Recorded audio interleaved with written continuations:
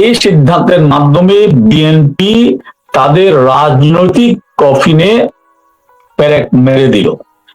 কারণ আপনি যদি রাজনৈতিক দৃষ্টিকোণ থেকে চিন্তা করেন, আওয়ামী লীগের মতো একটা বৃহৎ রাজনৈতিক দলকে নিষিদ্ধ করে দেশের যে একটা অপূরণীয় ক্ষতির দিকে বা দেশটাকে যে একটা চরম অনিশ্চয়তার দিকে ঠেলে দিচ্ছে তারা, এটি আজকে সব মহলের মানুষের কাছে মোটামুটি স্পষ্ট।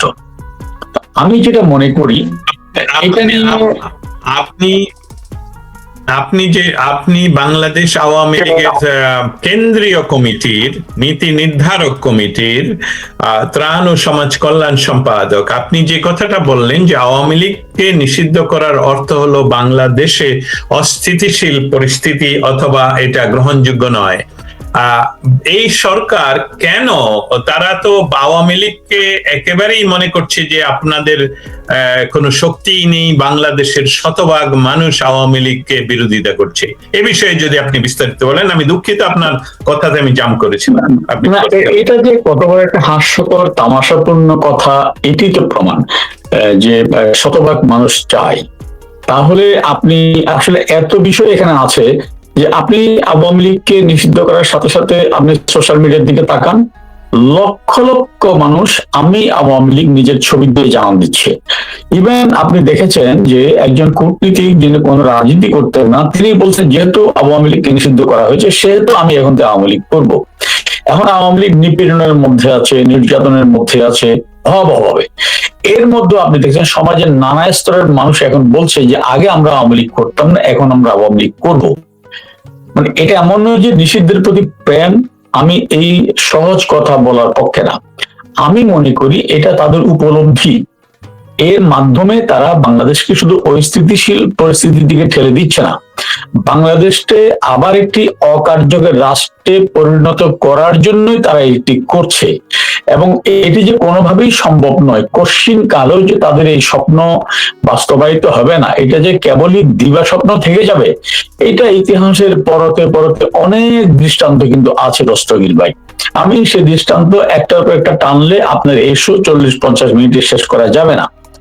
মানে আমি যেটা বলতে চাই, এইটা নিয়ে আওয়ামী লীগের কোন নেতাকর্মী এক ফোঁটা ভীত নয়, বরঞ্চ পার্থক্যটা দেখুন। বাংলাদেশে জুলাইয়ের আগ পর্যন্ত ইভেন জামাত ইসলামও রাজনীতি করত। জামাত ইসলাম নিষিদ্ধ হলো জুলাই 16 তারিখে। নিষিদ্ধ হবার আগেও তারা কিন্তু লুঙ্গির আশ্রয় নিয়েছিল। তারা আজকে অনেকে অনেক বড় বড় কথা বলে আমরা পালিয়ে যাই না, আমরা পালিয়ে যাই না, মানে পালিয়ে যাওয়ার সংস্কৃতি বাংলাদেশে তারাই শুরু করেছিল 71 সালে পরাজয়ের পর থেকে। এবং তারা এত ভীতু, এত বড় মুনাফেক, এত কাপুরুষ কোনোদিন বলতে পারেনি যে আমি ইসলামী ছাত্র শিবির করে আমি জামাত করি। ওরা হয়তো বলতো আমি ছাত্রলীগ, নাহলে বলতো আমি ছাত্রদল, নাহলে বলতো আমি কোনো রাজনীতি করি না, আমি তৌহিদি জনতা। অর্থাৎ নিজের পরিচয় দেওয়ার নাই।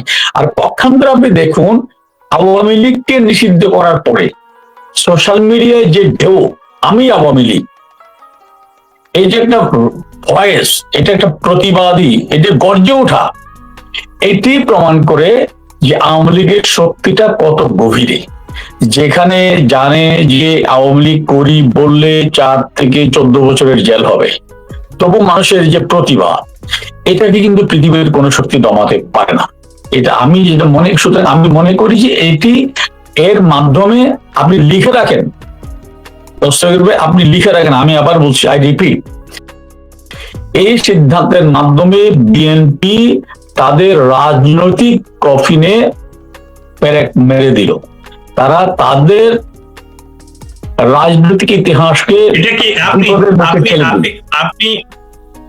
আপনি এই যে কথাটা বললেন যে রাজনৈতিক একটি চরম ভুল বিএনপি গ্রহণ করলো, আপনি আওয়ামী লীগের শীর্ষস্থানীয় নেতা হিসাবে এটা কেন মনে করছেন? কারণ আমি শুধু আপনাকে, দর্শক শ্রোতা যারা আমাদেরকে শুনছেন, আমি জানিয়ে রাখি, আমাদের আজকের আমরা যে কথাগুলো বলি, আমি বলি যে অপ্রিয় সত্য কথার মুখোমুখি হচ্ছেন বাংলাদেশ আওয়ামী লীগের কেন্দ্রীয় কমিটির ত্রাণ ও সমাজ কল্যাণ সম্পাদক, আপনাদের অতি পরিচিত মুখ।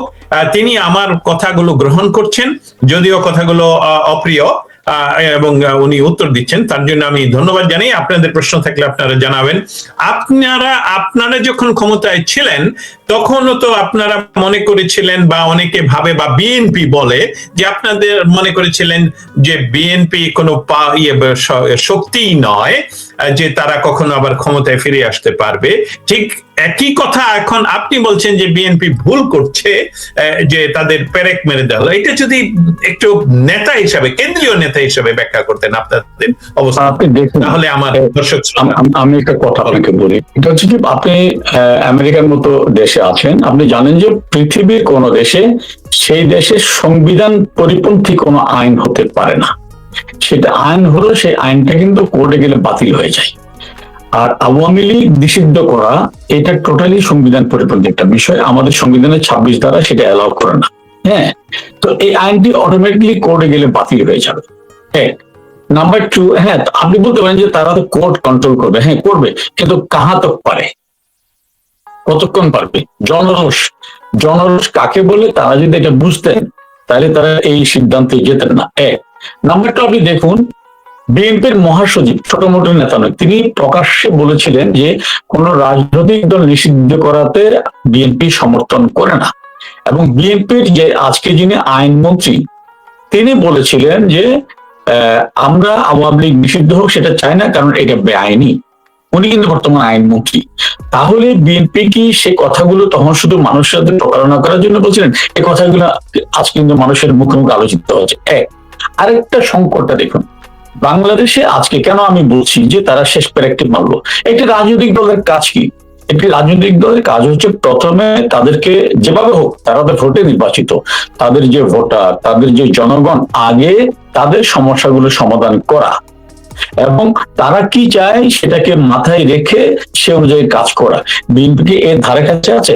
আজকে আপনার এপ্রিল মাস চলছে, এখনো কি স্কুলের ছেলেমেয়েরা বই পেয়েছে? আপনি দেখুন, আমি কয়েকদিন আগে পত্রিকায় দেখলাম কানাডার জ্বালানি মন্ত্রী বলছেন যে বিশ্ব বর্তমানে ইতিহাসের ভয়াবহতম জ্বালানি সংকটে ভুগছে। অথচ আমরা কেউ কিন্তু কানাডার পেট্রোল পাম্পে কোনো গাড়ির দীর্ঘ লাইন দেখি নাই। আর বাংলাদেশে আমরা দেখছি গাড়ির লাইন মাইল ছাড়িয়ে গেছে, এবং আমরা এটাও দেখছি যে তেলের জন্য ড্রাইভাররা অপেক্ষায় করতে করতে ক্লান্তিতে ঘুমিয়ে পড়েছে। আর সেখানে বাংলাদেশের জ্বালানি মন্ত্রী, বাংলাদেশের সড়ক মন্ত্রী সহ মন্ত্রীরা সমস্বরে বলে বেড়াচ্ছে যে তেলের কোনো সংকট নাই। ওকে, ভেরি গুড। তেলের সংকট যদি না থাকে তাহলে যারা তেলের জন্য লাইন ধরে দাঁড়িয়ে আছে ওরা নিশ্চয়ই ফ্যাসিস্টের দোষর, ওরা নিশ্চয়ই সরকারের ভালো চায় না। এবং যে পেট্রোল পাম্প গুলা থেকে মাইকে কন্টিনিউয়াসলি ঘোষণা দেওয়া হচ্ছে তেল নাই, সরকার কি তাদের এটা নিয়ে কোনো মাথা ব্যথা আছে? পার্লামেন্টে এটা নিয়ে কোনো আলোচনা আছে? আজকে দ্রব্যমূল্যে আগুন, বিএনপির মহাসচিব প্লাস এলজিআরডি মন্ত্রী তিনি বলছেন দ্রব্যমূল্যের দাম আরো বাড়বে, এখন আরো বাড়বে। ওকে, এটা আমি তাদেরকে সাধুবাদ জানাই যে উনি মানুষকে অ্যালার্ট করেছেন, কিন্তু বাড়লে মানুষের বেতন কি বাড়বে? মানুষ এই সংকট মোকাবেলা করবে কিভাবে? এটা নিয়ে কোন আলোচনা আছে পার্লামেন্টে? আজকে আপনি সেভেন সিস্টার খেয়ে ফেলবেন ভারতে, আমি একটু বলতে দেন, আমি উত্তরটা দিয়ে তারপর বলবেন। সেভেন সিস্টার খেয়ে ফেলবেন ভারতে, হ্যাঁ।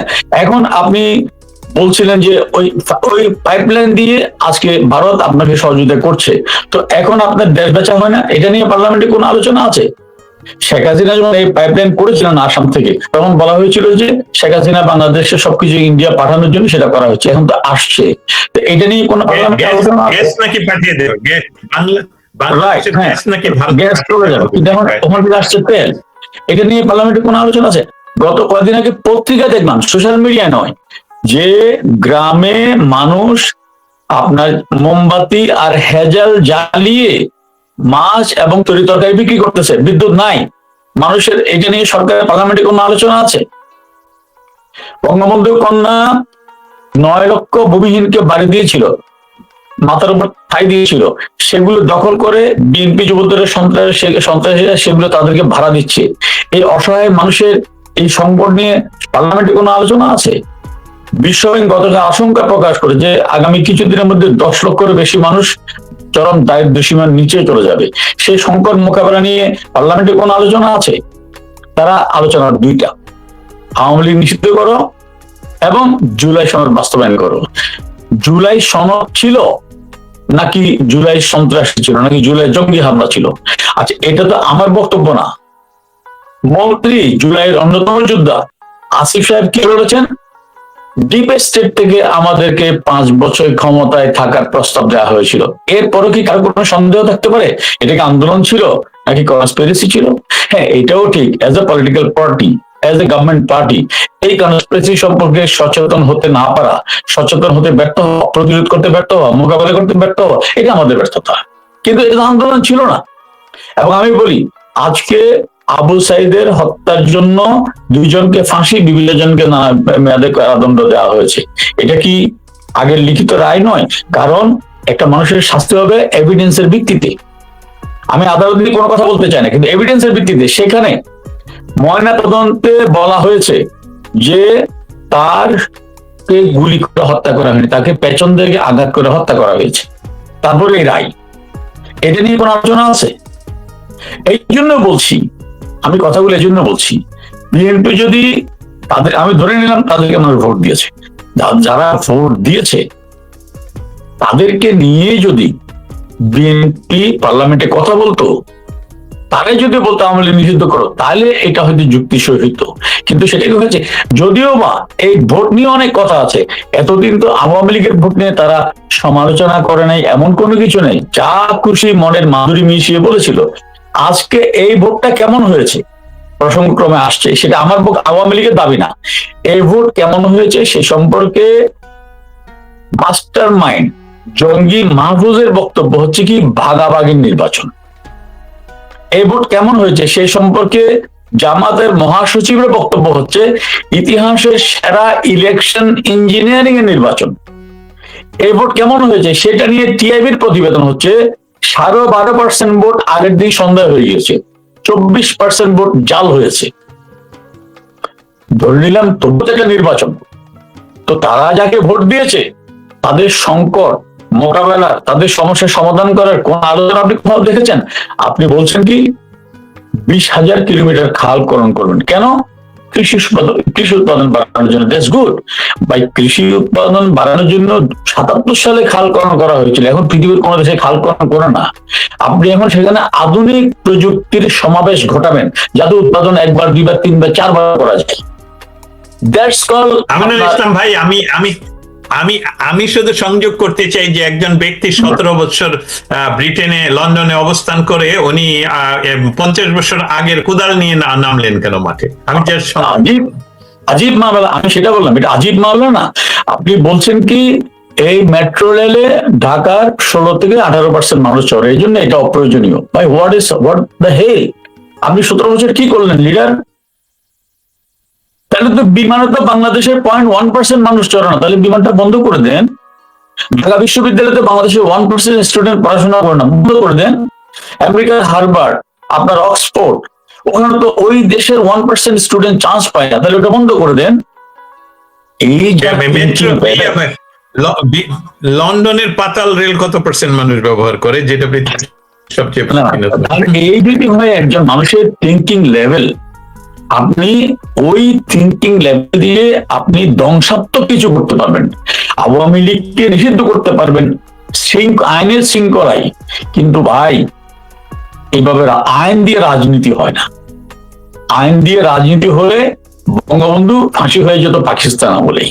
আমি বলি আপনাকে, কেন আপনি বলছি যে আওয়ামী লীগ আগে নিষিদ্ধ হয়েছে সেটা আমি বলবো না। এক সময় বাংলাদেশে মুসলিম লীগ কারা করতেন, বাংলাদেশের মানে এই জনপদের সবচেয়ে বড় রাজনৈতিক দল ছিল মুসলিম লীগ, এবং সেই দলের নেতা ছিলেন এই সমাজের সবচেয়ে অভিজাত পরিবারের মানুষগুলো, যাদের বাড়ির সামনে দিয়ে প্রজারা ভয়ে হেঁটে যেতেন না, খুব প্রয়োজনে যেতে হলো জোতা খুলে মাথা নিচু করে হেঁটে যেতেন। বঙ্গবন্ধু সেই মাথা নিচু করে জোতা খুলে হেঁটে যাওয়া সাধারণ মানুষদেরকে নিয়ে 49 সালে আওয়ামী লীগ করলেন।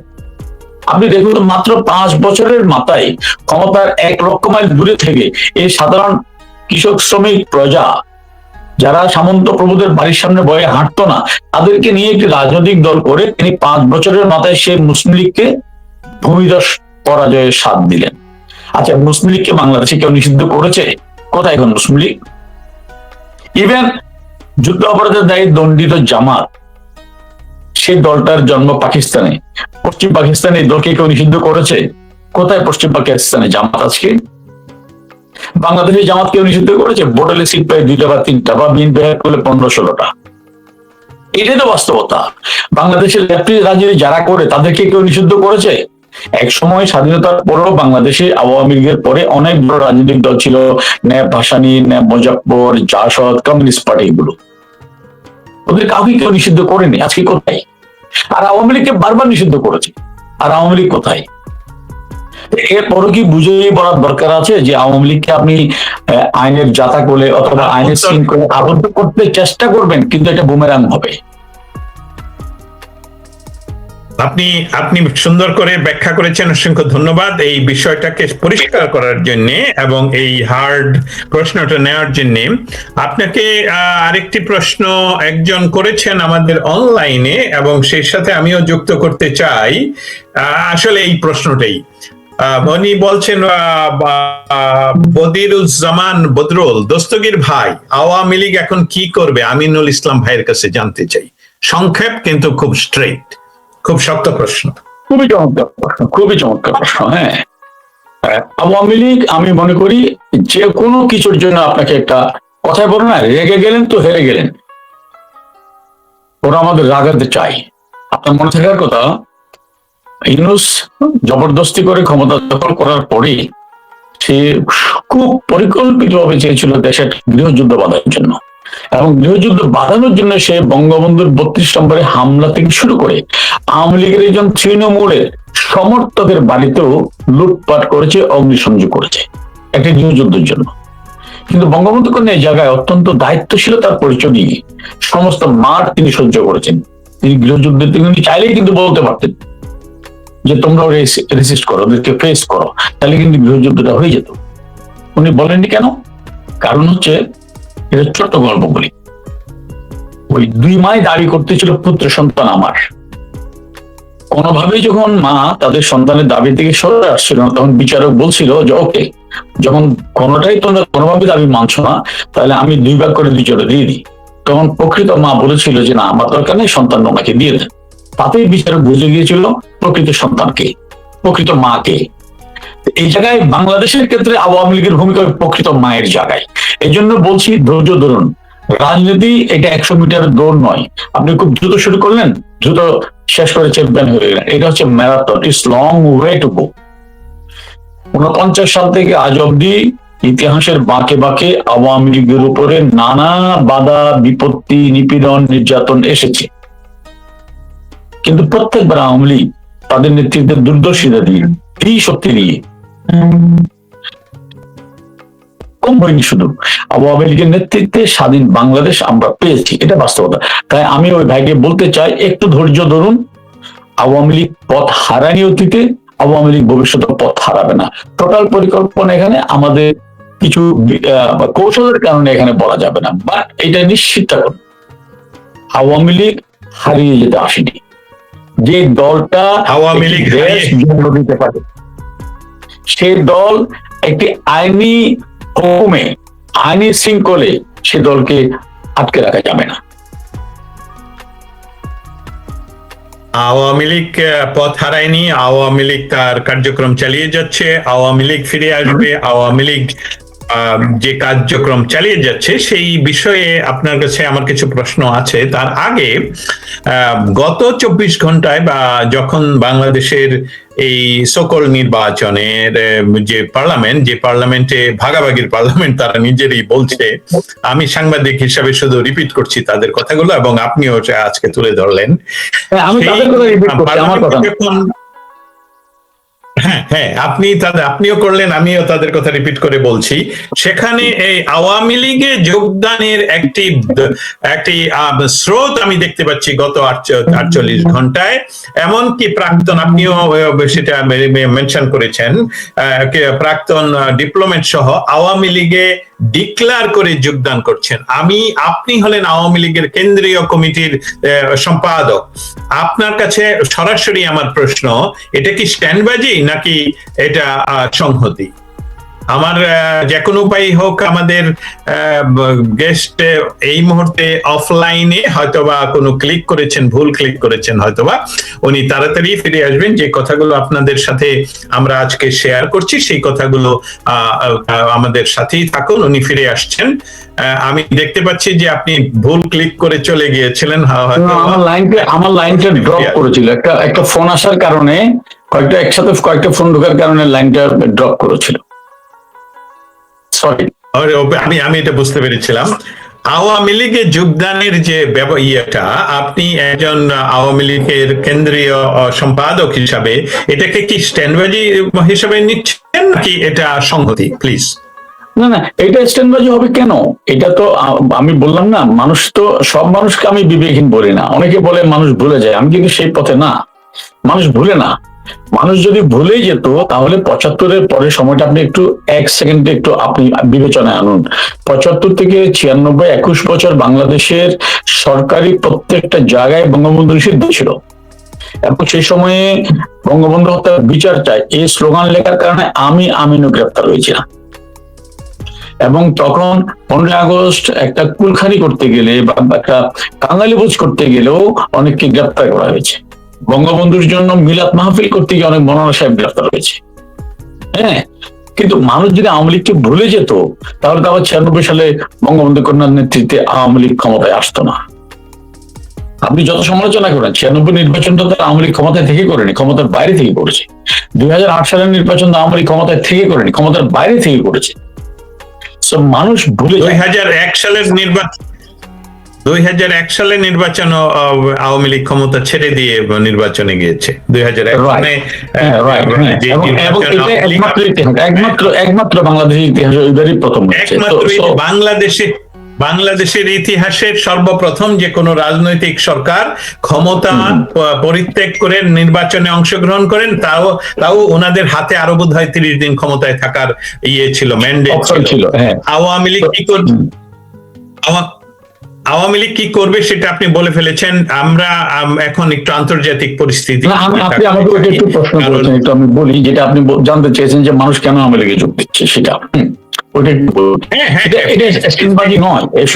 ইভেন আপনি দেখুন,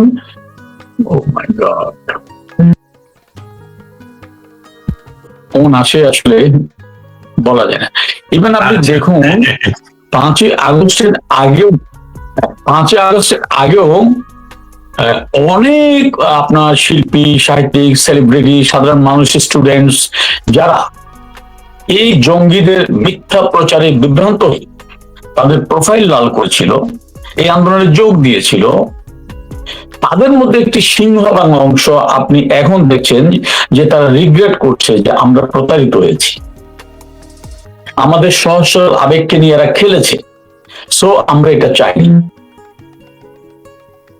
হ্যাঁ, এগুলো কেন তারা বলতেছে? তারা ক্ষমতায় থেকে, আমরা কিন্তু ক্ষমতায় নেই, এমন না যে আমরা এখন ক্ষমতায় আছি, ওরা সুবিধা নেওয়ার জন্য কথাগুলো বলছে তা না। অর্থাৎ এটা হচ্ছে উপলব্ধি, এটা হচ্ছে সেলফ রিয়েলাইজেশন, ওই জায়গা থেকে বলছে। তো এই ধারাবাহিকতা আমি বলি আপনাকে দিন দিন বাড়তেই থাকবে। হ্যাঁ, আপনি বিএনপিরও কয়েকজনকে আমরা দেখেছি যে এই লুটপাট, এই চাঁদাবাজি, এই মৎস্যায় যেটা চলছে সেই কারণে অনেকে বিএনপি ছেড়ে দিচ্ছে। কারণ সব মানুষকে আপনি বিএনপি করলে সব মানুষ বিবেকহীন সেটা আমি মনে করি না, আবার আওয়ামী লীগ করলে সব মানুষ বিবেকবান সেটাও না, ভালো খারাপ মিলিয়ে মানুষ। বাট আমি মানুষকে মানুষ হিসেবে দেখতে চাই। সুতরাং আমি যেটা মনে করি যে আওয়ামী লীগের প্রতি মানুষের যেটি এখন আগ্রহ, এবং কেউ জয়েন করছে, কেউ নানাভাবে হেল্প করছে। আমি আপনাকে কি বলবো, আমার একটা ব্যক্তিগত অভিজ্ঞতা বলি। এই ক্রাইসিস মোমেন্টে আমি একজন মানুষ, তিনি কোন রাজনীতি করে না, তাকে আমি একটা বললাম এই বিষয়, উনি নির্দ্বিধায় বলে যে ভাই ঠিক আছে, দুঃসময় আমি আপনাদের সাথে আছি, বা সে আওয়ামী লীগের প্রাথমিক সদস্য না। হ্যাঁ, তো এইগুলো স্বতঃস্ফূর্ত ভাবে হচ্ছে কেন? এই ইউনূস রেজিমের ভয়াবহ অত্যাচার, এবং সে অত্যাচারের ধারাবাহিকতা, বিএনপির যে ধারাবাহিকতাকে অগ্রসর করে নিয়ে যাচ্ছে বিএনপি। একই সাথে আজকে মুক্তিকামী প্রতিটি মানুষের কাছে একটা বিষয় ক্রিস্টাল ক্লিয়ার, আলটিমেটলি 24 হচ্ছে 71কে প্রতিস্থাপন করার একটা নোংরা প্রচেষ্টা। আলটিমেটলি 24 হচ্ছে মুক্তিযুদ্ধ এটাকে ভুলিয়ে দেওয়ার প্রচেষ্টা, এটা কিন্তু বাংলার মানুষ মানছে না। এই উপলব্ধির জায়গা থেকেও কিন্তু অনেকে আওয়ামী লীগের প্রতি সংহতি প্রকাশ করছে বলে আমি মনে করি। হ্যাঁ, আপনার সাথে আপনি যখন কথা বলছিলেন তখন আমার এখানে টেক্সট মেসেজে কানাডা থেকে একজন জিজ্ঞেস করলো, আমি আওয়ামী লীগে যোগদান করতে চাই, আমিনুল ইসলাম ভাই, কিভাবে যোগদান করব? এটা কানাডা থেকে আমি স্বাগত জানাই। এই যে উনি আওয়ামী লীগ যোগদান করতে চান, আপনাকে টেক্সট মেসেজ দিয়ে এই বিপদের দিন উনি বলেছেন আপনাকে, এই যে তার সাহস, এতে কিন্তু তার যোগদান হয়ে গেছে। এবং এটি আপনার মাধ্যমে আজকে হাজার হাজার মানুষ দেখবে, কালকে হয়তো লক্ষ মানুষ দেখবে। এই যে মেসেজ, তাকে আপনি প্রশ্ন করেন সে কিন্তু আওয়ামী লীগ কেন যোগদান, সে জানে এখন আওয়ামী লীগ জয়েন করলে তার নামে মিথ্যা মামলা হতে পারে, তার বাড়িতে হামলা হতে পারে, লুট হতে পারে, তাই না? তবু সে চায়, কারণ এটা হচ্ছে বিবেকের কারণ, এটা হচ্ছে দেশপ্রেম, এটা হচ্ছে অন্যায়ের বিরুদ্ধে প্রতিবাদ। এটাই মানুষ স্বতঃস্ফূর্ত ভাবে করে এবং সব জায়গায়, সারা পৃথিবীতে। এই জন্য বলছি, আপনাকে বললাম না যে এই জন্য বলছিলাম যে এর সিদ্ধান্তের মাধ্যমে বিএনপি তার রাজনৈতিক কফিনে পেরেক মারছে এবং আওয়ামী লীগের বিজয়ের সম্ভাবনাকে তারা দ্রুততম করছে, এই জন্য বলছিলাম। গত আপনি আপনার আলোচনায় আপনি বলেছিলেন যে বাংলাদেশের যে গ্যাস এবং তেল সংকট, সেই সংকট নিয়ে সরকার যে কোনো কথা বলছেন না। সামাজিক মাধ্যমে আমি এটা ইচ্ছা করি ওনারকে, যদিও এটা ওপেন টু পাবলিক, তারপরে আমি এখানে শেয়ার করছি না। সেটা হলো যে একজন কানাডা থেকে আরেকজন ব্যক্তি, তিনি বর্তমানে ওয়াশিংটন ডিসিতে কর্মরত একজন সাংবাদিক, সে যে বর্তমানে বাংলাদেশের যে তেল সংকট, সেখানে যে বিরাট লম্বা লম্বা লাইন দেখা যাচ্ছে, ফেসবুকে দেখা যাচ্ছে, সামাজিক মাধ্যমে দেখা যাচ্ছে, সেই সবগুলোকে উনি বলেছেন এখন বর্তমানে গত 24 ঘন্টা আগে যে এসবগুলো এআই দিয়ে তৈরি, এসবগুলো আসল ঘটনা নয়, বাংলাদেশে কোনো গ্যাসের সংকট নয়, যে নেই যেটা আপনি বলছেন। সে যিনি এটা ওনাকে প্রতিবাদ করেছেন, তিনি একজন প্রফেসর জাহাঙ্গীরনগর ইউনিভার্সিটিতে, এখন কানাডাতে বসবাসরত। তিনি এইটার প্রতিবাদ করায় যে আপনি তো সরাসরি মিথ্যাচার করছেন এবং আপনি দালালি করছেন, তখন তাকে ব্লক করে দেন এই কর্মকর্তা। আপনার মন্তব্য আবারও যদি বলেন, কারণ ইতিমধ্যে আরো অনেক দর্শক শ্রোতা এসে, আমি কদিন আগে ফেসবুকে একটা ছোট্ট একটা কমেন্ট করেছিলাম, আমার ফেসবুকে একটা মন্তব্য দিয়েছিলাম। সেটা হচ্ছে কি, বিএনপি জামাতের মিথ্যাচার দেখতে দেখতে মাঝে মধ্যে ভাবি আসলে এটাও কি সম্ভব, ওরা পারে কেমনে। মানে আমার মনে হয় এদের মিথ্যাচারের কাছে প্যাথোলজিক্যাল লায়ারও বোধহয় কিছু না। মানে আমি মাঝে মধ্যে আমি রিয়েলি টায়ার্ড, মানে এই মিথ্যাচার গুলোর নিন্দা জানাবার মতো বিকৃত মানসিকতা আমার নেই। মানে আমার এত কি বলবো আপনাকে, তো চ্যালেঞ্জ করতে বলেন না আমাকে, বাপের বেটা হলে চ্যালেঞ্জ করতে বলেন, এআই দিয়া এই ছবি বানানোর প্রমাণ করতে বলেন। মাইকে প্রচার হচ্ছে যে এই পাম্পে অকটেন ডিজেল নাই, চ্যালেঞ্জ, ওটা প্রমাণ দিতে বলেন না তাহলে। এবং তার সরকারকে সে যাদের দালালি করতেছে, পা চাটতেছে, এজ লিক করতেছে, ওই এজ লিকারকে বলেন যারা এগুলা এআই দিয়ে বানাচ্ছে তাদের গ্রেফতার করতে। মানে যেখানে, যেমন আমি ধরেন, আমি মির্জা ফখরুল সাহেবকে অ্যাপ্রিসিয়েট করলাম, কেন? তিনি একটা সত্য বলে যে জিনিসপত্রের দাম বাড়বে, মানুষকে অ্যালার্ট করছেন to take precaution, it's good. কিন্তু at the same time as their ruling party, তারা মানুষের এই দ্রব্যমূল্য বাড়লে মানুষ কিভাবে বাঁচবে সেটা চিন্তা করা দরকার। যেমন আমি বলতে পারি, আমরা চিন্তা করেছি যখন দ্রব্যমূল্যের দাম বাড়লো তখন বঙ্গবন্ধু কি করেছিলেন, 1 কোটি মানুষকে কার্ড দিয়েছিলেন যারা টিসিবি থেকে কম মূল্যে চাল, ডাল, তেল পেতে পারে। 1 কোটি মানুষকে, প্রথমে 50 লাখ, পরে আরো 50 লাখ বাড়িয়ে, অর্থাৎ নিম্ন মধ্যবিত্ত, দোজ হু আর সাফারিং। এইটা হচ্ছে লিডারশিপের কাজ, এটা হচ্ছে রাষ্ট্রে যারা শাসন করবে তাদের কাজ। আপনি যদি চোখ বন্ধ করেন, প্রলয় তো বন্ধ হবে না। এখন ওরা চোখ বন্ধ করে প্রলয় বন্ধ করতে চায়। এটি আসলে আমি কি বলবো আপনাকে, আমি মাঝে মধ্যে ভাবি, আমি একটা মানে প্রসঙ্গক্রমে আর একটা কথা আপনাকে বলি। আমি গত 2 দিন যাবত পার্লামেন্ট বক্তব্যগুলো আমি শুনছিলাম। আমি ভাবছিলাম এই যে যেমন ধরেন একজন প্রস্তাব করলো তারেক রহমান এবং আরাফাত রহমানকে শিশু মুক্তিযোদ্ধা ঘোষণার। আমিও কিন্তু চাই শিশু মুক্তিযোদ্ধা, যদি উনি হতে পারেন, আমিও শিশু ছিলাম তখন। সেটা না, শিশু মুক্তিযোদ্ধা ঘোষণা, হ্যাঁ। এবং আরেকজন বলছেন যে এবং বেগম জিয়াকে প্রথম নারী মুক্তিযোদ্ধা ঘোষণা। আমি ভাবছিলাম যে এটা কি উনি তারেক রহমানকে তেল দিচ্ছে, নাকি তারেক রহমানকে ছোট করছে, নাকি তারেক রহমানকে নিয়ে মজা করছে। আমি বলি আপনাকে, আমি যদি তারেক রহমানের জায়গায় থাকতাম, এই বান্দরামিটা যে করেছে তাকে আমি 10 দিন সাসপেন্ড কেন করতাম? ফাঁসির মানুষকে প্রাইম মিনিস্টার, তাকে নিয়ে আপনি ফার্স্ট করবেন, হাসির পাত্রে পরিণত করবেন, এটা হয় না। তবে এটা নিয়ে আবার আরেকজন সাবেক পার্লামেন্ট মেম্বার একটা ছোট কথা বলছে, বলেছে ভাই ও তো কম তেল দিছে, ও যদি পার্লামেন্টে দাঁড়িয়ে বলতো যে আমি নিজের চোখে দেখেছি তারেক রহমান মুক্তিযুদ্ধের সময় 6-7 বছর বয়সে 100 জন তরুণকে নিয়ে 5 জন রাজাকারকে আমার চোখের সামনে হত্যা করেছে, তাহলে কি বলার ছিল? কিছু বলার ছিল না। ওইটা যে বলিনি এটাই সৌভাগ্য। এবং এর মাধ্যমে এটা আরেকটা প্রশ্ন, এই কথাগুলো বলে তারা কি প্রকারান্তরে মুক্তিযুদ্ধটাকে ফার্স্ট করছে না? এটাও কিন্তু মাথায় রাখা দরকার। এবং এটা যারাই করছে তারা তো নিন্দনীয় কাজ করছে। তো যখন পার্লামেন্টে দাঁড়িয়ে এই আপনার অ্যাজ লিকিং হয়, এরকম চাটুকারিতা হয়, প্রধানমন্ত্রীকে ছোট করা হয়, মুক্তিযুদ্ধকে খেয়াল করা হয়, তখন পার্লামেন্টের বাইরে এই দালালেরা, পা চাটা কুকুরেরা পা চাটবে। এদের বিরুদ্ধে যত দ্রুত অ্যাকশন নেবেন তত বেশি তাদের মঙ্গল, দেশের মঙ্গল। এরকম পা চাটাচাচ্ছি আমাদের সময়ও ছিল, দুঃসময় আজকে সেই পা যারা চাটছিল তারা কেউ নাই। এটা প্রত্যেকটা তৃণমূল নেতা কর্মীর মনের কথা। এগুলো মানে আমি ওনাকে, আপনাকে যে বলছে, আমি ওনাকে চ্যালেঞ্জ দিলাম, উনি প্রমাণ করুক যে এগুলো দিয়ে বানানো, এগুলো সংকট নয়। তাহলে আমি ওপেন ঘোষণা দিচ্ছি, আমি তো রাজনীতি করবো না, আমি সারা জীবন তার গোলামি করবো।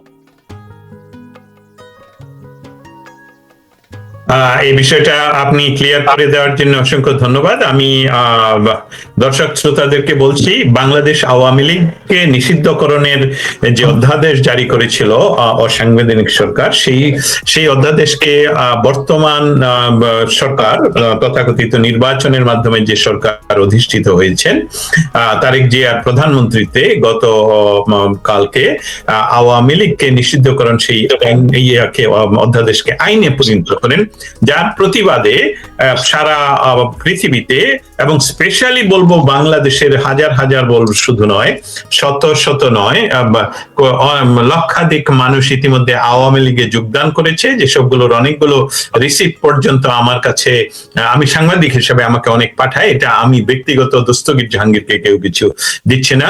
এবং আমার কাছে রিকোয়েস্ট এসেছে আপনাদের কাছে বা আওয়ামী লীগের নেতৃবৃন্দের কাছে জিজ্ঞেস করতে যে কিভাবে তারা আওয়ামী লীগে যোগদান করতে পারবে, এবং সেটা যাতে আওয়ামী লীগের এই দুঃসময়ে তারা আওয়ামী লীগে আসতে চায়, কিন্তু তারা শুধু বাংলাদেশ প্রেমী, তারা আসলে আওয়ামী লীগের নেতা কর্মী হতে চায় না, তারা আওয়ামী লীগকে সাপোর্ট করতে চায়। এবং মোহাম্মদ আমিনুল ইসলাম, বাংলাদেশ আওয়ামী লীগের কেন্দ্রীয় কমিটির ত্রাণ এবং সমাজ কল্যাণ সম্পাদক, এই সিনিয়র একজন লিডার, উনি বিস্তারিত ভাবে আমার এই অপ্রিয় সত্য কথাগুলোর উত্তর দিচ্ছেন এবং আপনাদের অপ্রিয় সত্য কথাগুলোর উত্তর দিচ্ছেন।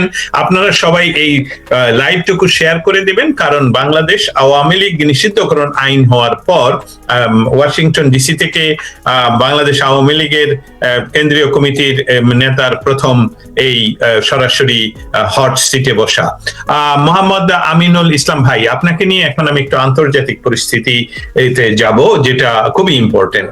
কারণ আমি আরো বিষয়টা এভাবে বলি যে প্রথমে আসি জাতিসংঘের কথা। জাতিসংঘ আমি জানি, আমি ব্যক্তিগতভাবে জাতিসংঘের সাংবাদিকতা করি। আপনি জানেন আমি হোয়াইট হাউস এবং স্টেট ডিপার্টমেন্টে সাংবাদিকতা করি। বর্তমানে স্টেট ডিপার্টমেন্টে কোনো প্রেস ব্রিফিং, আন্তর্জাতিক প্রেস ব্রিফিং হচ্ছে না। এটা যুদ্ধের কারণে হতে পারে, অন্যান্য অনেক বিষয় হতে পারে। যখন হবে তখন আবারও আমাকে সেখান থেকে দেখতে পাবেন, আমি প্রতিনিয়তই সেখান থেকে আবার লাইভ করব। কিন্তু জাতিসংঘে আমরা দেখেছি গত 15 বছর ধরে বাংলাদেশের বিষয়, প্রতিটি বিষয় নিয়ে তারা কথা বলতো। আওয়ামী লীগ কি, বা আওয়ামী লীগ দল হিসাবে, কারণ আপনি একজন কেন্দ্রীয় সম্পাদক, আওয়ামী লীগ দল হিসাবে জাতিসংঘের সাথে এ সকল বিষয় নিয়ে কাজ করছে কিনা? ধন্যবাদ। দোস্তর, আপনার তো জানার কথা, ইতিমধ্যে জাতিসংঘ থেকে বাংলাদেশের রাজনৈতিক দল নিষিদ্ধ করার বিষয়টা মানে ব্যাপক কনসার্ন ব্যক্ত করা হয়েছে এবং তারা স্পষ্ট জানিয়ে দিয়েছে যে কোনো রাজনৈতিক দল নিষিদ্ধের কার্যক্রমকে জাতিসংঘ সমর্থন করে না, কারণ এটা মানুষের মৌলিক অধিকারের পরিপন্থী।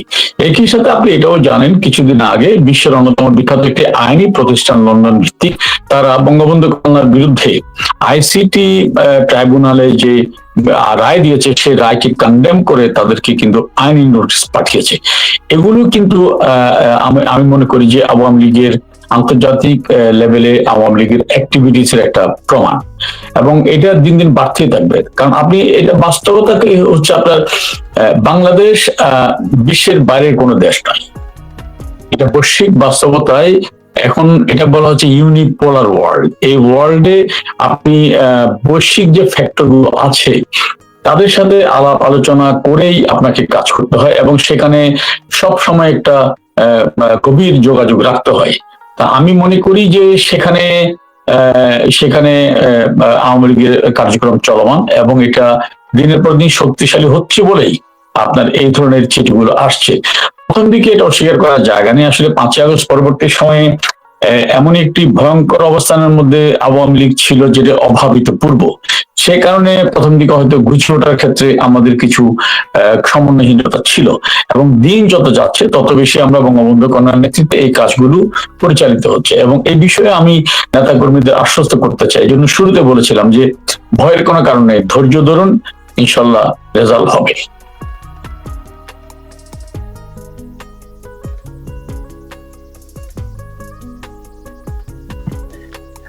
একজন আপনার সম্বন্ধে মন্তব্য করেছেন, ওনার নামটা পড়তে পারছি না, এম মুরিয়াদ। খুব ভালো লাগলো আমিনুল ইসলাম ভাই, আমাদের দলের তেল বিক্রেতাদের বিপক্ষে অবস্থান নিয়েছেন। আপনি নিজে যে স্বীকার করলেন যে আমাদের দলেও ছিল, আপনাদের দলে ছিল, এবং আপনার অবস্থান বর্তমানে আপনি যে ব্যাখ্যা করলেন যে আন্তর্জাতিকভাবে যে কাজগুলো করে যাচ্ছেন এবং জাতিসংঘ যে ইতিমধ্যে চিঠি দিয়েছে, আরেকটি কথা হয়তোবা আপনি সময়ের অভাবে তুলে ধরেননি, সেটা হলো জাতিসংঘ কিন্তু গত ডিসেম্বরে ডক্টর ইউনূসকে চিঠি দিয়ে বলেছিল যে আওয়ামী লীগ নিষিদ্ধ করে নির্বাচন করা সঠিক হবে না। সেটার উত্তর কিন্তু যেহেতু জাতিসংঘ কখনো পায়নি, সেই জন্য সেটা তারা ওপেন করে দিয়েছে সংবাদ মাধ্যমে, সেটা আমরা প্রচার করেছি। সেটা নিয়ে বর্তমান সরকারের উপরেও আমরা বিভিন্নভাবে ওয়াশিংটন ডিসি থেকে পাঠাচ্ছি বিভিন্ন প্রশ্ন, যে কেন এই সরকার, কারণ ইউনূস সরকারের ধারাবাহিকতাই চলছে এই সরকার, অতএব তারা যাতে উত্তর দেয়। এখন চলে আসি বাংলাদেশের পরীক্ষিত বন্ধু রাষ্ট্র, এবং আমরা যেটা জানি যে আওয়ামী লীগ সরকার শুধু নয়, দল হিসাবে আওয়ামী লীগের সাথে আন্তর্জাতিক ভাবে যেরকম রাশিয়ার সুসম্পর্ক, চায়নার সুসম্পর্ক, এমনকি আওয়ামী লীগের সাথে আমি জানি, আমি দায়িত্ব নিয়ে বলছি, ওয়াশিংটন ডিসি যে রাষ্ট্রীয় ক্ষমতার কেন্দ্র, সেখানেও আওয়ামী বিরোধী শক্তিগুলো তেমন ভাবে আর সক্রিয় হয়ে উঠতে পারছে না। ঠিক এই মুহূর্তে ডক্টর ইউনূসের সরকারের একজন পররাষ্ট্র উপদেষ্টা বা ন্যাশনাল সিকিউরিটি উপদেষ্টাকে এই সরকার করেছেন পররাষ্ট্রমন্ত্রী, এবং তাকে দেখা যাচ্ছে ঘন ঘন দিল্লি গমন।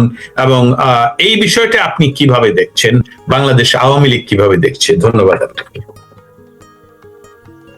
দেখুন, ভারতের সাথে আমাদের যে সম্পর্ক, এটা কোনো মানে কি বলবো, এটা এমনই একটি অস্থির সম্পর্ক, এটা কোনোভাবে কিন্তু মানে বিভাজন এখানে করা যাবে না। কারণ আমাদের মনে রাখতে হবে, ভারত আমাদেরকে মুক্তিযুদ্ধ শুধু হেল্প করেনি, ভারত মুক্তিযুদ্ধে তাদের 14,000 সৈন্য জীবন দিয়েছে আমাদের স্বাধীনতার জন্য। এবং ভারত স্বাধীনতার সময়ে, মুক্তিযুদ্ধের সময়ে বাংলাদেশের 1 কোটি শরণার্থীকে তাদের দেশে আশ্রয় দিয়েছিল, এগুলো আমাদের মাথায় রাখতে হবে। এই সম্পর্কটা কিন্তু চাইলেই আপনি নষ্ট করতে পারবেন না। এবং যারা এই সম্পর্ক নষ্ট করতে চায়, তাদের মনুষ্যত্ব, তাদের বিবেকবোধ নিয়ে আমার প্রশ্ন আছে। দুর্ভাগ্যের বিষয়, বাংলাদেশের কিছু পার্টি বীর্য মানসিকভাবে, যারা প্রতিদিন ঘুম থেকে উঠে ভারত জুজুর ভয় দেখায় মানুষকে, তারাই আজকে ভারতের অ্যাক্টিভিটিস কাছে তারা নত জানো, তারা নির্লজ্জ ব্যাহার মতো কোনো জবাব দিতে পারছে না। যেটা আমি একটু আগে ভারতের যে পাঠানো তেল সবকিছু নিয়ে আমি কথাগুলো বলছিলাম। তো সেই জায়গায় দাঁড়িয়ে আমি মনে করি বিএনপি এটা বিএনপির উচিত এই বক্তব্যটা তাদের কাছে ক্লিয়ার করা, যে তোমরা ক্ষমতায় না থাকলেই মানুষকে ভারত জুজুর ভয় দেখাবা, ভারত বাংলাদেশ দখল করে ফেলবে, শেখ হাসিনা বাংলাদেশকে ভারতের হাতে বিক্রি করে দিয়েছে, আবার ক্ষমতায় আসলেই তুমি মানে ভারতের সাথে মাখামাখি করবা। এই বিষয়টা নিয়ে বিএনপি ক্লিয়ার করা উচিত। এবং আমি আরেকটা ঘটনা আপনাকে বলি, মনে থাকার কথা, মানে বিএনপি সারাক্ষণ ভারতের বিরোধিতার ফেনা তুলে তার একটা সুবিধা নিতে চায়। কিন্তু মজার বিষয় হচ্ছে কি, দেখুন 2014 সালের ভারতের নির্বাচনে যখন কংগ্রেস পরাজিত হলো, মোদী প্রধানমন্ত্রী হলেন বা বিজেপি জয়লাভ করলেন, বিএনপি নেতৃত্ব চিন্তা করলো আর আওয়ামী লীগের সাথে তো ভারতের কংগ্রেসের সম্পর্ক, সুতরাং আমরা যদি আগের থেকে বিজেপির সাথে একটা সম্পর্ক তৈরি করে ফেলতে পারি, তাহলে আওয়ামী লীগকে হয়তো আমরা হারাতে পারবো। এই আশা নিয়ে তারা ভোরবেলা সকাল 7টার সময় চলে গেল আমেরিকান এম্বাসিতে। এখন 7টা বাজে, 8টা বাজে, 9টা বাজে, ঘটনা কি এম্বাসি খোলে না কেন? ওরা দেখলো মাই গড, আজকে তো শুক্রবার, এম্বাসি বন্ধ। অর্থাৎ তারা ভারতের মানে আনুকূল্য লাভের জন্য হিতাহিত জ্ঞান শূন্য হয়ে পড়েছিল, যে আওয়ামী লীগের আগে আমি যদি ফুলটা দিতে পারি ভারতের অ্যাম্বাসেডরকে, তাহলে হয়তো ভারত আওয়ামী লীগের চেয়ে আমাকে বেশি গ্রহণ করবে। ওদিন শুক্রবার ছিল, এটাই ভুল হয়ে গেছে। সুতরাং ক্ষমতায় থাকলে আপনি একটা নীতি নেবেন, আবার ক্ষমতায় যাওয়ার জন্য এক ধরনের আচরণ করবেন, আবার বাইতুল মোকাররমে গিয়ে আপনি আরেকটা কথা বলবেন। এগুলো কিন্তু মানুষ এখন বুঝছে। আপনি আপনার জামা কাপড় পাল্টাতে পারবেন, কিন্তু আপনি প্রতিবেশী পাল্টানোর সুযোগ নেই। আর ভারত কোনো জ্যানত্যান প্রতিবেশী নয়। ভারতের মতো প্রতিবেশীকে আস্থায় রেখেই আপনাকে আপনার দেশের সব কাজগুলো করতে হবে। এবং যেটি বঙ্গবন্ধু কন্যা করেছেন, তিনি এমন ভাবে করেছেন, আমি শুধু দুটো উদাহরণ আপনাকে দিই, যে যারা প্রতিদিন বঙ্গবন্ধু কন্যার বিরুদ্ধে, আওয়ামী লীগের বিরুদ্ধে দেশ বেচার কথা বলতো, বক্তৃতা করে মান গরম করত, তাদেরকে বলি, যেটা দহগ্রাম আঙ্গুর কথা, যেটাকে ছিটমহল চুক্তি বলা হয়, ছিটমহল চুক্তি, সেই ছিটমহল চুক্তিতে এটা 747 থেকে এই সংকট বিরাজমান ছিল।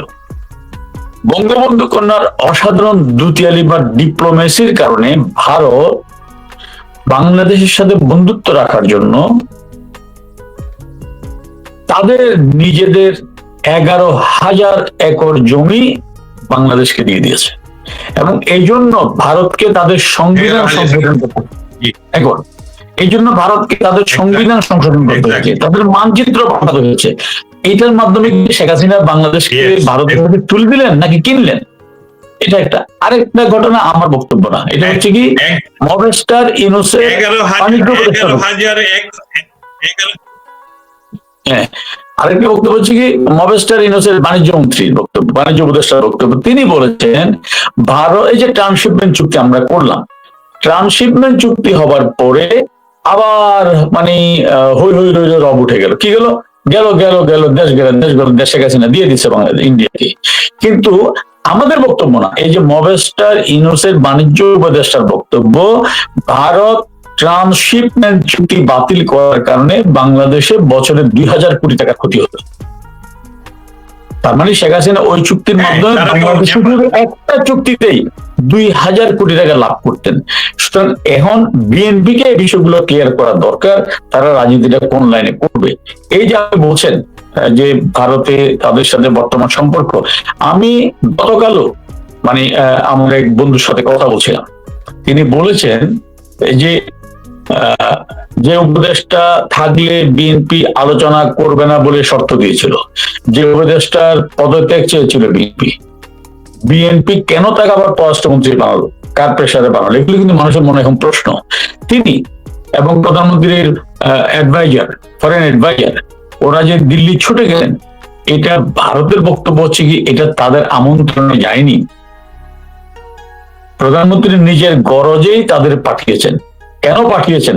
সৎ সাহস থাকলে জাতির কাছে সেটা স্পষ্ট করুক। অসংখ্য ধন্যবাদ আপনার এই আমার অপ্রিয় সত্য কথার মুখোমুখি হওয়ার জন্য।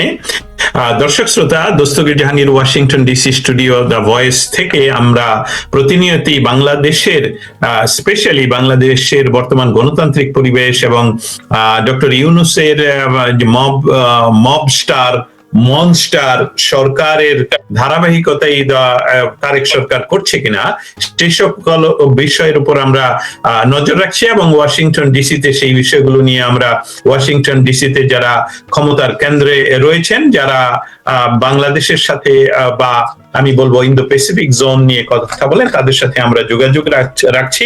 আমাদের সাথে এখনো উপস্থিত রয়েছেন বর্তমান বাংলাদেশে এই গত 24 ঘন্টা আগে বাংলাদেশের পার্লামেন্টে যে আইন গ্রহণ করা হয়েছে, যেটা অধ্যাদেশ ছিল যে বাংলাদেশ আওয়ামী লীগ এখনো পর্যন্ত তার কার্যক্রম নিষিদ্ধ থাকবে, তা নিয়ে আপনাদের প্রশ্নের মুখোমুখি হচ্ছিলেন এতক্ষণ পর্যন্ত বাংলাদেশ আওয়ামী লীগের কেন্দ্রীয় কমিটির ত্রাণ ও সমাজ কল্যাণ সম্পাদক, আমাদের সকলের প্রিয় বড় ভাই মোহাম্মদ আমিনুল ইসলাম। আমি আপনার কাছে সর্বশেষ প্রশ্ন করতে চাই। প্রশ্নটা হলো যে বর্তমান আপনারা বাংলাদেশ আওয়ামী লীগ বাংলাদেশের বৃহত্তম রাজনৈতিক দল, সেই দলের কেন্দ্রীয় নেতা হিসাবে বাংলাদেশের দ্বিতীয় বৃহত্তম রাজনৈতিক দল, যারা বর্তমানে সকল নির্বাচনের মাধ্যমে হলো ক্ষমতায় বসেছেন, তার প্রধান যে ব্যক্তি, যিনি নিজকে প্রধানমন্ত্রী হিসাবে শপথ নিয়েছেন, তার প্রতি বাংলাদেশ আওয়ামী লীগ নিষিদ্ধকরণ নিয়ে আপনার রাজনৈতিক বক্তৃতা বা আপনি তাকে কিছু বলতে চান কিনা, এর বলেই আপনার কাছ থেকে আমরা অনুষ্ঠান আজকে শেষ করব। শুনে এটা তো বলার মানে তাকে উদ্দেশ্য করে কিছু বলবো, এই রাজনৈতিক সংস্কৃতি তো তিনি বন্ধ করে দিয়েছেন, তো সেখানে তো বলার কোনো সুযোগ নাই। বলার ওইটাই যে শুধু কামনা করতে পারে তার সুবুদ্ধির উদয় হোক, এটুকু ছাড়া আর কোনো কিছু তার উদ্দেশ্যে আমাদের বলার নেই। কারণ আপনাকে বুঝতে হবে, আমি এটা আমার বক্তব্য না, ধরেন বিশ্ববিখ্যাত টাইমস ম্যাগাজিন তাকে নিয়ে একটা প্রতিবেদন ছেপেছে, সেখানে তাকে যে বিশেষণ দিয়েছে দ্য প্রডিগাল সান অফ বাংলাদেশ। আমি মনে করি যে তিনি যদি বাংলাদেশের রাজনীতি করতে চান তাহলে তিনি এইটার ভাবার্থ বোঝার চেষ্টা করুক এবং সেটা থেকে বেরিয়ে আসুক। আমরা পলিটিক্সে কাউকে মাইনাস করার পক্ষে না। আজকে বাংলা ট্রিবিউন একটা প্রতিবেদন ছেপেছে, সেখানে বলা হয়েছে আওয়ামী লীগের 15.5 বছরে মামলা হয়েছিল 1.5 লাখের মতো বিএনপির বিরুদ্ধে, আর গত 20 মাসেই আওয়ামী লীগের বিরুদ্ধে মামলা লক্ষাধিক ছাড়িয়ে গিয়েছে। এখান থেকে শিখুন। প্রডিগাল সান হয়ে দেশের সম্পদ লুট করা যায়, 10% উপাধি পাওয়া যায়, হ্যাঁ, কিন্তু দেশের মানুষের কল্যাণ করা যায় না। কিন্তু রাজনীতি যদি হয় দেশের মানুষের কল্যাণের জন্য, তাহলে প্রডিগাল সানের ওই তকমা থেকে বেরিয়ে আসতে হবে। বিশ্ববিখ্যাত টাইম ম্যাগাজিন, এটা কিন্তু বাংলাদেশের কোনো পত্রিকা না, ওটা সম্পাদক অথবা প্রতিবেদক আওয়ামী লীগের সাথে সংশ্লিষ্ট কেউ না, অথবা ফেসিস্টের দোষরও কেউ না। আমি আপনার উত্তর খুবই রাজনৈতিক, খুবই শক্তিশালী, কিন্তু আমি স্যাটিসফাইড না বলে আপনাকে আরেকটি প্রশ্ন করে অনুষ্ঠানটা শেষ করব। সেটা হলো যে বঙ্গবন্ধু বলবো, আমরা একটা কথা বলি এইভাবে বলে রাখি, আমরা সকলেই জানি রাজনীতি হলো লোকাল রাজনীতি, প্রত্যেকেই লোকাল রাজনীতিবিদ, তারপরে হলেন কেন্দ্রীয় নেতা। কিন্তু বঙ্গবন্ধু কিন্তু কেন্দ্রীয় নেতা ছিলেন সবসময়, উনি সারা বাংলাদেশের সকল বাঙালির নেতা ছিলেন। আপনি বাংলাদেশ আওয়ামী লীগের কেন্দ্রীয় নেতা, আপনি আপনার বাংলাদেশ তৃণমূল যারা প্রতিদিন আমার সাথে যোগাযোগ রাখে, প্রতিদিন আমি কমপক্ষে 500 মেসেজ পাই, হয়তো বা 10-15টার উত্তর দিই, বাকিগুলো আমি সংরক্ষণ করি। আপনার তৃণমূলের প্রতি কেন্দ্রীয় লিডার হিসাবে আপনার বক্তব্য দিয়ে শেষ করবেন, আমি আপনাকে এককভাবে দিয়ে দিচ্ছি। ধন্যবাদ। আমি বলি, আপনি যে আমার উত্তরে স্যাটিসফাইড না, আমি ওটাই বলতে চাচ্ছিলাম স্পষ্ট, যে ব্যক্তি নিজে উদ্যোগী হয়ে আওয়ামী লীগের রাজনীতির উপরে অবৈধভাবে অন্যায়ভাবে সংবিধানে আইন করেছেন, তার কাছে আওয়ামী লীগের যাওয়ার কিছু নেই।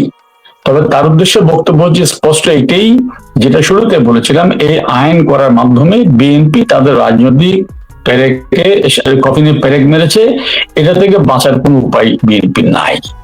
আর আওয়ামী লীগ নেতাকর্মীদের উদ্দেশ্যে আমি বরাবরই যে কথা বলে এসেছি, এই পাথুরে সময়ে দলের প্রান্তিক লেভেলের কর্মীরা যে দুঃসাহস নিয়ে বুক চিতিয়ে লড়াই করে যাচ্ছেন, আমি অবনত মস্তকে তাদের সালাম জানাই, এবং আমি স্থির এবং যে তাদের এই লড়াই বৃথা যাবে না, তাদের এই লড়াইয়ের পথ বেয়ে বাংলাদেশের মানুষ আবার রুখে দাঁড়াবে এবং আবার 30 লাখ শহীদের স্বপ্নের বাংলাদেশ আমরা প্রতিষ্ঠা করবই।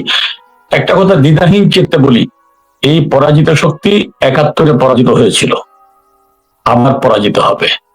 আওয়ামী লীগ 71-এ বিজয়ী হয়েছিল মানুষের ভালোবাসায় ভর করে, আবার বিজয়ী হবে, এটাই অমুক সত্য।